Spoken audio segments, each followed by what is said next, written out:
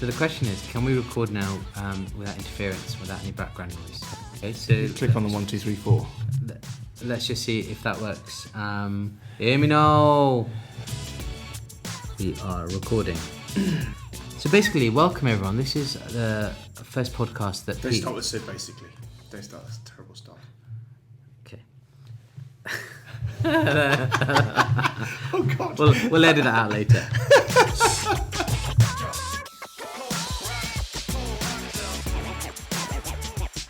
Welcome to the second podcast. You'll have to forgive us in this, as we do refer back at times to the pilot episode on distal tibial fractures, and which I hope you've listened to. And the reason is because we recorded the two of them back to back a few weeks ago. As to be honest, we had assumed we'd never get to do another one. However, we've not yet received any formal cease and desist letters or any threatening emails from HR, so we're going to keep on blagging it for as long as we can get away with it. I've done my best to edit out all the swearing and the innuendo, and trust me, it was so hard. And I managed to tone Bates down, so hopefully Miss Sui-Yang can now listen to this. We have lots of exciting ideas for future podcasts, but if you have any suggestions, any requests for future topics, or any questions, then please do get in touch with me via Twitter. If you want to learn so much more and get a higher qualification at the same time, then please check out at Author and consider doing an MSc with us. It's basically all like this podcast, but with video. So sit back, pour yourself 1.5 grams of cefuroxime, and on with the show.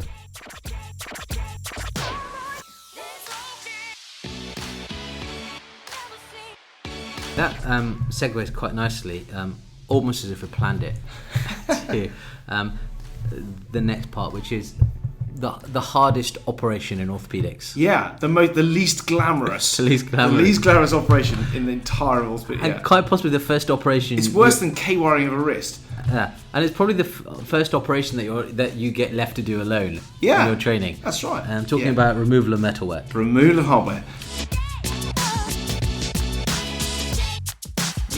My old mentor David Goodyear used to say, "No one looks good removing hardware. No one looks." No, and the thing is, whenever the boss was away, look, I'm away, so we're not putting any joints on. When I was the first year registrar, but I've put on some metalwork for you to take out. And I remember the first one I did was I remember vividly at Mary's there being a tibial nail where there was an end cap that had basically been cross-threaded. Thank you. Sorry, it's not my first language.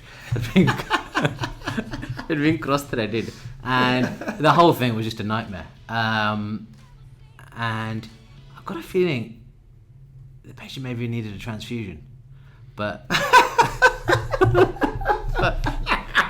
Let's just might just edit that out. Yeah. But yeah, it's all been there. I mean, I had something very similar. I had one. I was doing it over at Bart's, and I was left to it. The boss had done the cases he wanted to do, and I was like, no, okay, I'll take the nail out, and off he goes.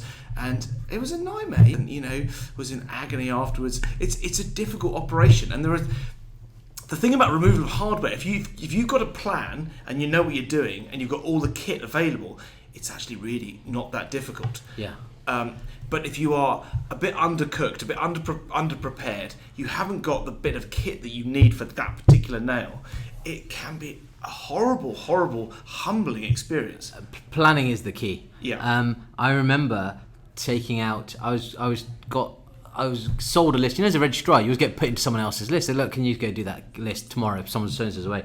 I remember there was a girl who'd had a distal femoral fracture, intra-articular, fixed and plated, and she'd had a screw that was really long going across the condyles at the knee, and basically it was poking through the MCL and causing irritation. You could feel the screw, so it was like, just take the screw out. So I went, okay, open it up, take the screw out. I need to find that this was a standalone screw underneath a locking plate. And this girl was like BMI 17, and the plate literally went from the lateral femoral condyle up to the lesser troch. And I had to take the whole plate out to get to this one screw. And oh man, I still sweat about that case. And ever since then, I've literally planned these things with military precision. It's 3D recons. Everything is out there just to take this thing out. And to be fair, I don't leave it. I make sure I'm around.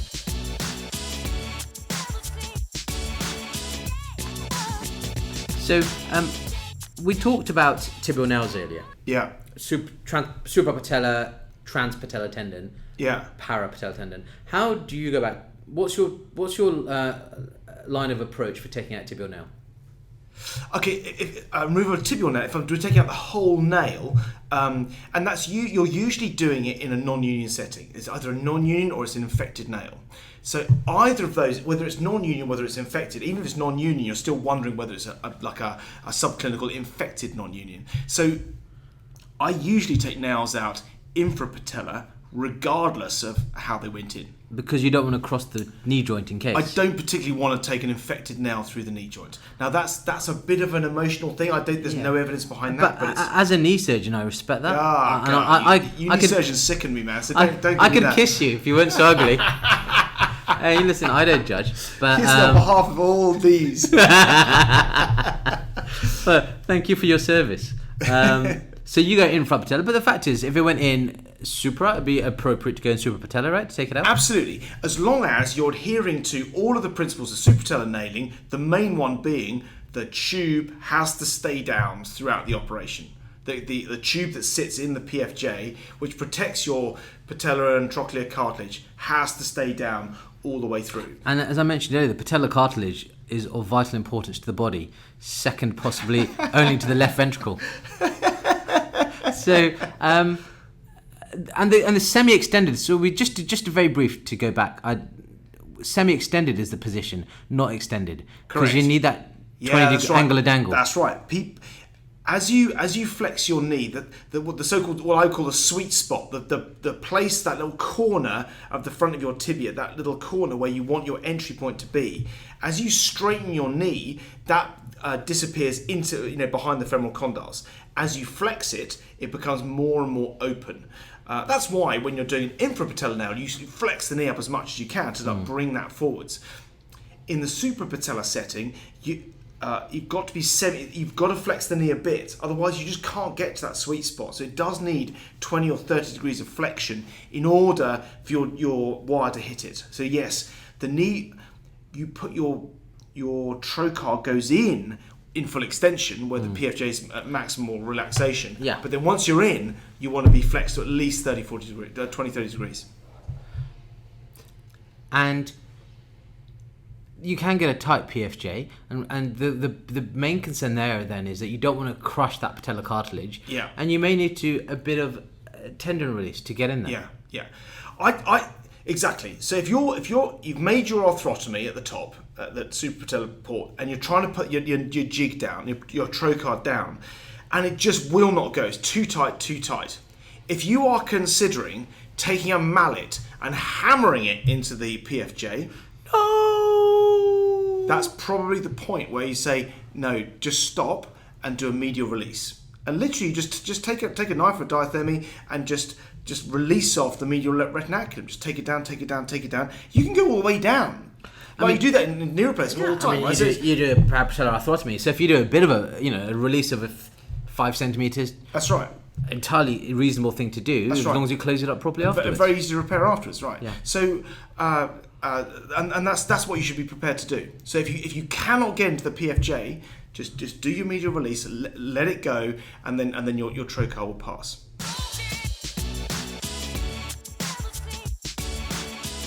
When you take out femoral metalwork, you've got a slightly interesting take on it. I don't think it's that interesting. I mean, a different take on it. So me personally, if I'm taking out a femoral nail, I'll stick them up as if I was putting in a femoral nail. I see. Yes, absolutely. Yeah. So I think that, and that's the temptation, is it, with all removals of metalwork, you think of it conceptually as an undoing of the previous operation you did. So if I just reverse, then everything will be fine. But the thing is, it's actually a very different situation, and the thing that's mainly different is you don't have this wobbly fracture anymore. Yeah. So you can put them in whatever position you like that suits you, rather than what suits the fracture, because the fracture isn't there anymore. And for that reason, if you're taking out femoral hardware, particularly a femoral nail, a lateral position is hugely beneficial. It makes the operation much easier, because getting at the entry point is easier. Taking out the distal screws, and any complication you encounter during the operation is made less difficult to solve because you're just standing there looking down on the problem rather than it being in front of you under a series of retractors. And it's interesting, going back to your point earlier about Dave Goodyear, the fact is if there's a cephalomedullary nail, there's a screw into the head, invariably it's below the horizon. And it never looks elegant when you're squatting on the floor trying to get the nail out. Exactly, yeah. And hammering towards your own groin and stuff. Yeah. It's not a good look. So for femoral removals of hardware, unless it's a medial plate or something really weird, lateral position every time. And listen, if there's a registrar listening here who's going to take some metalwork out and there's a list on, and you don't know how long the plate's been in for, and you don't. I mean, obviously the key is always to try and find the original, get the operation note, or find out from the hospital what equipment they're using. So that's quite standard. You say that, but I think often we are not diligent enough at doing that. And actually, I think you really have to. Sometimes you have to search quite hard because it was in another hospital. Yeah. So you've got to go. And you've really got to want it. You know. Yeah. You've really got to want to know what that plate is, or particularly what that nail is. That is the. Yeah. Plate's a plate, actually, because hexes are generally the same. Star drives are generally the same across multiple systems, and so getting plates out is what it is. But getting nails out, they are specific. They are really specific. You know, the striker extraction kit is made for that and that alone. Same as the TFN for J&J, or the Intertan for Smith and Nephew. You have to be totally. You have to have that extraction jig, or you are going to struggle for sure. Yeah, for sure. And you're going to need a screwdriver for locking screws and bits and bobs. And so the question I've got for you is, and a lot of the time, the default, some people think, well, I'll just get the nailing set. The stuff that is used to put it in, is right, yeah. I'll use that. As going back to your reverse the original situation. But that's not always the best plan of attack. It's not. You can do it that way, but the what you really want is the conical extraction bolts. That's the thing that really makes removal of a nail like go well. Is you've got this conical extraction bolt which is designed to thread into the nail, even if there's a little bit of soft tissue or bone that's grown over the top, you can still get that in, and in it goes. So if you're doing a removal of a nail or plate, what equipment do you have? What do you tell the rep? What kit do you want? Okay, so if it's a nail, I definitely want the nail extraction kit, and I wouldn't kick off the operation unless I had it. Okay. Unless it's a really, really unusual situation, but I would not kick off the operation without that bit of kit. Otherwise, you are just asking for trouble. Yeah. And it's so easy to get, right? Yeah. And it's only if you really, really can't, even if you can't find the records, you can take it around your colleagues and say, do you think is that this one? Is it this? Is it that? Just find the oldest orthopaedic surgeon you can find. Exactly. I mean, sometimes stuff was put in Turkey, or it was put in China, and it genuinely is an implant that no one has ever heard of. In which case, okay, you are now street fighting, and it's you versus the nail. But I tell you, when you start getting out burrs and stuff and pairs of pliers and wrenching and whacking and hammering, it is not glamorous surgery. If you can find the nail kit, that is plan A. That is plan A, B, and C. Yeah. Tell me, so getting a screw out, a screw that's been stripped. Okay, so the head has been stripped. Okay, can I go back to the nail first? Sure. I thought you were done. I was almost done. Conical extraction bolt to get it out. Yeah. But how do you get the conical extraction bolt in? And often we are taught to just do a big approach, make your way down, and just flay open the whole area and start nibbling on the bone until you find the nail. Yeah, I mean, the general orthopaedic consultant approach if someone's struggling, if a registrar was struggling, was come in, make the incision much bigger, and have a wash. That's right. and then it suddenly it all appears. It parts like Moses in the Red Sea. You're like, there it is. Yeah. What are you talking about? Getting out a nail, the best way to do it is actually radiological. Yeah. So I would routinely just reopen the old incision. I'm not actually doing an open approach to the greater trochanter or to the front of the tibia. I'm doing an incision. and then I'm getting the original guide wire, and I'm just dropping it into the nail. I'm doing that radiologically. So you just drop it into the nail. So now you know you've got a guide that takes you to the nail, right? Yeah. You can now put an awl or a cannulated awl if you're lucky, that goes down over the guide wire, and then you can just like give that a wrestle around to clear out the opening of that nail, and then the extraction bolt goes straight in. You know exactly where it is. It's all done radiologically, and actually I don't routinely expose the whole of the top of the nail. Yeah. Now it does complicate it a bit if someone's put an end cap in. Yeah. Are you a fan of end caps? Oh God, man! I just you knew what the Let me answer set there this was. up. Yeah. Basically, my advice to anyone ever is never ever. What never? Never. Seriously, never.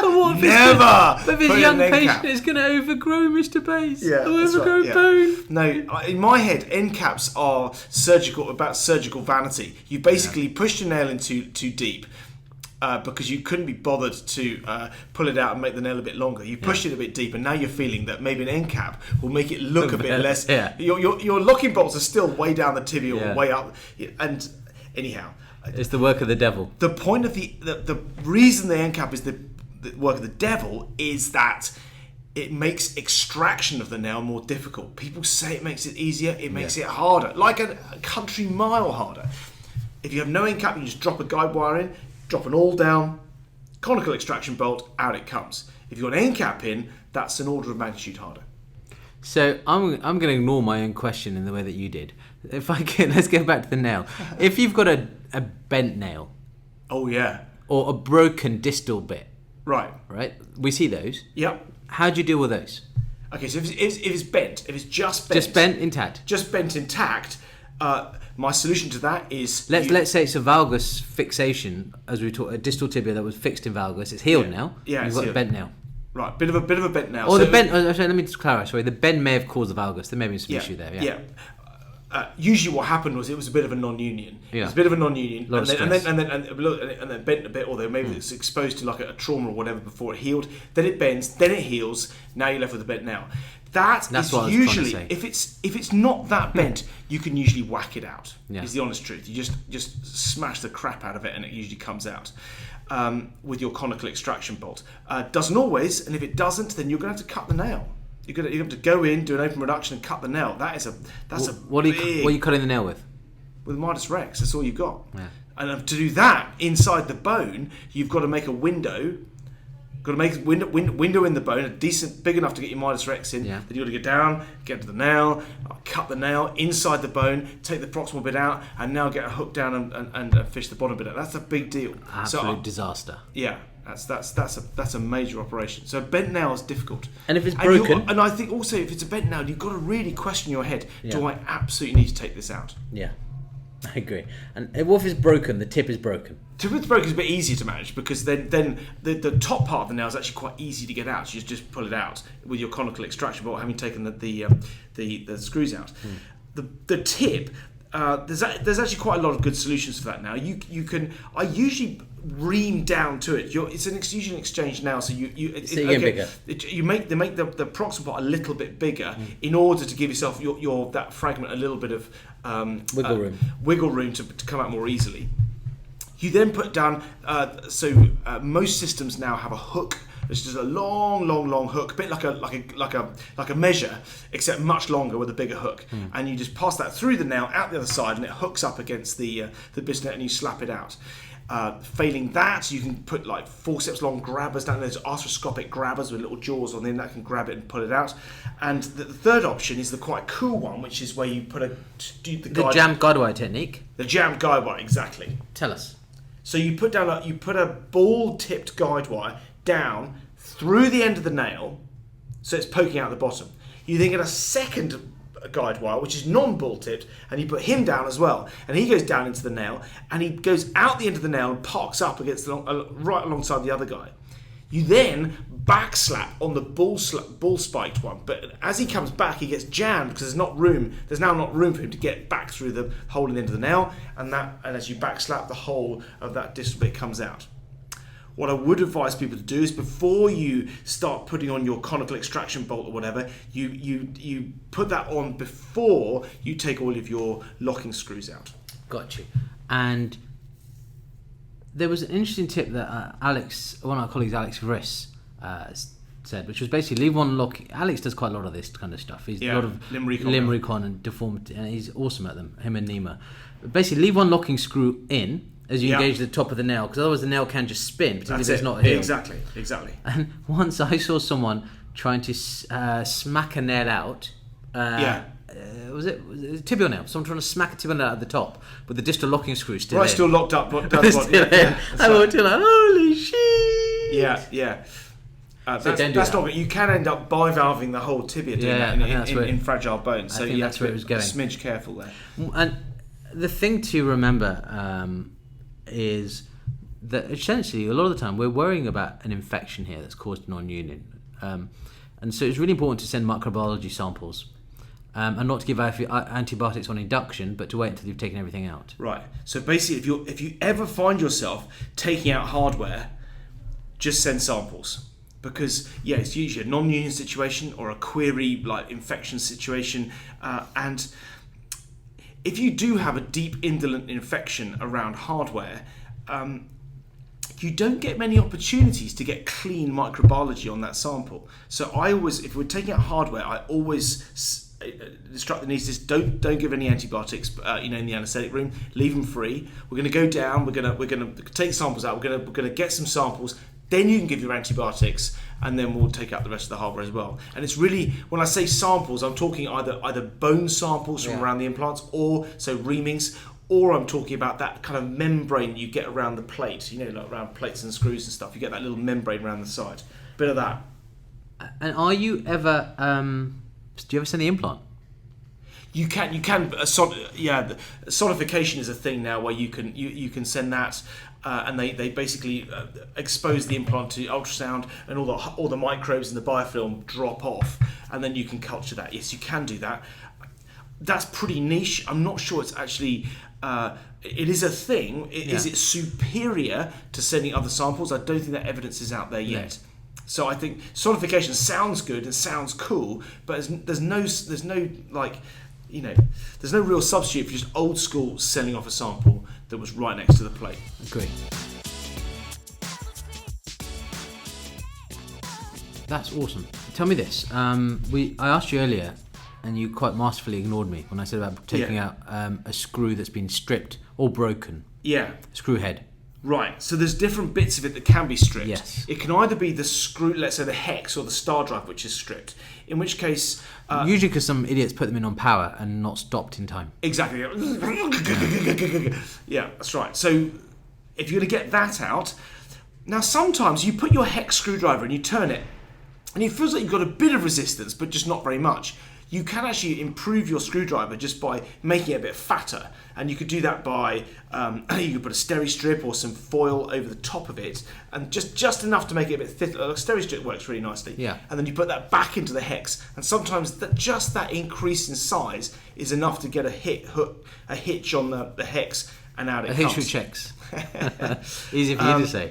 And also, sometimes you it's not stripped; it's just really tight. Yeah. And in which case, sometimes tightening it up a bit before you loosen it off is a nice way of getting the screw moving. So like break the seal, as it were. And don't use power.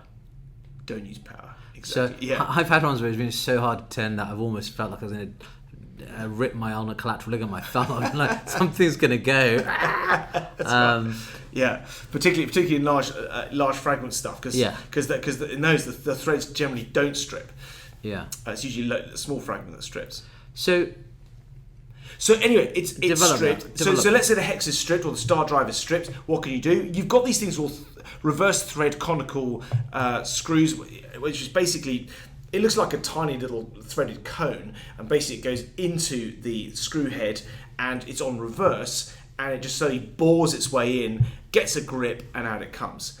Those are usually very, very specific to the system they're designed for. So, for example, J&J do ones for their screws, Stryker do ones for their screws, and it's well worth knowing what. So going back to that thing of getting the right kit, it's worth knowing which plating system you're removing and get the removal stuff for that. And you mustn't do those on power. Yeah. You can't. a lot of this stuff, it's best not to do it on power, just because it's just too powerful. I'm with you.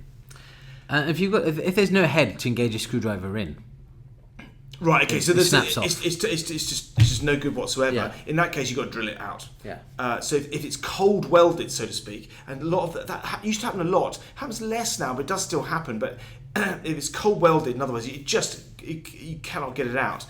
You can drill it out. So you get a drill, and it goes into the screw head, and it basically ruins that entire screw head, and it and then the screw then effectively snaps off at the level of the bottom of the plate. Yeah. And you can do that for all the screws, like drill, and then the plate will come off, no problem. Yeah. But now what you're left with is a bunch of screws left in the bone, all flush to bone. Yeah. And if you've got one that's poking through the distal cortex and it's snapped halfway, you can over drill it and smack it through the other side? Yeah, absolutely. If it's very, very deep inside, you can knock it through. Yes, you can knock it through. And if it's loose, if it's like let's say it's an infected screw and it's a bit loose, so you've got your screwdriver in it and you're turning it, but it's just turning and turning and turning. That you can knock in the opposite direction. So you can put a punch in from the other side, from the, let's say, and knock it back through. I'm with you.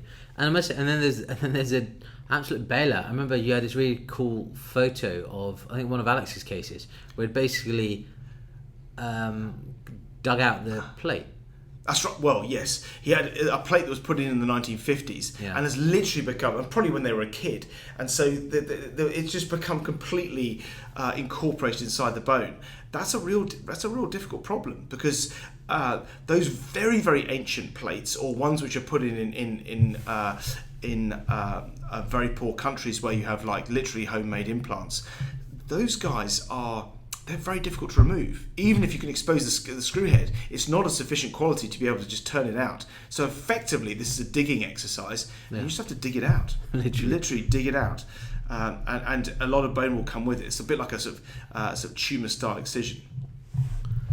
Awesome. On that note, is there anything you want to say before we finish? There's one last thing. Is what do you do when you've got like sheared off screws that have all broken? Yeah. So you've got the plate out now, and you've just got this bone with a bunch of screws in it with no heads on. What do you do with those? And that's where the crown reamer comes in. So the crown reamer comes in over the top, and it's got a little sort of funnel-shaped capture on the top of it, which is reversed, and that catches it and draws it out. And that's a really elegant tool. Again, you can use it on power to get down to the screw, but ideally you want to be you don't want to be going too fast naturally. But doing it on hand is kind of more controlled. What could possibly go wrong? Exactly. Thanks so much, Pete. See you next Tuesday. See you next Tuesday.